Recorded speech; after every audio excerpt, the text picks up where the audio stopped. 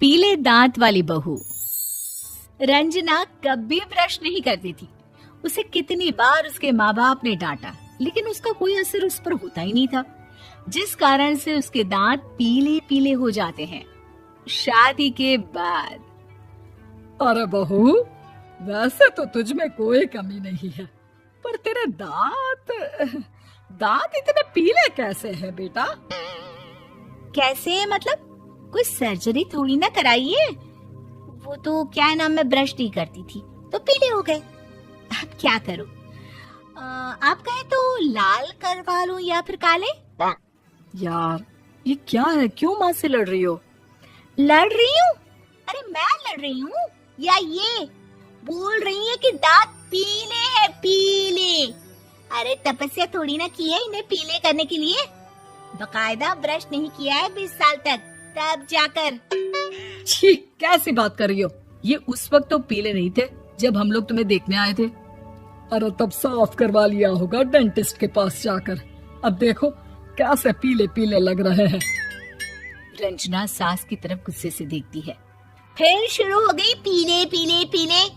अरे पीले तो तब भी थे जब मेरे हाथ का रसगुल्ला उड़ा उड़ा कर खा रही थी और बोल रही थी, लड़की नहीं गुणों का खजाना दे रहे भाई साहब आप। खैर, अब वो लोग करते भी तो क्या करते, पीले दांत वाली बहू पल्ले पड़ी थी तो झेलना तो था ही। एक दिन कीर्तन में रंजना गाना गा रही थी। अरे कमला बहन, माँ का द्वार है, यहाँ तो सब शुद्ध होकर आते हैं, फिर अपनी बहू को ब्रश भी नहीं करवाती तुम। दूर से पीले पीले दांत भक्ति में बाधा उत्पन्न कर रहे हैं। अरे कोई 2 साल के बच्चे थोड़ी ना लेकर आई हूँ मैं बहू बनाकर। अच्छी खासी लड़की है, अरे कैसे करवाऊं ब्रश? ये तो उसे खुद करना चाहिए ना। अब माँ बाप तो इसके जैसे तैसे निपटा दिए, ये नहीं सोचा कि सास कैसे संभालेगी।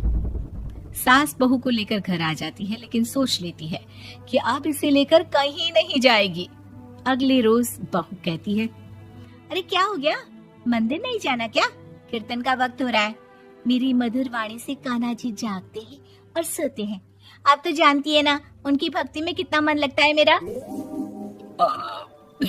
वो क्या है ना, तबीयत ठीक नहीं लग रही है मेरी, आराम करूंगी मैं।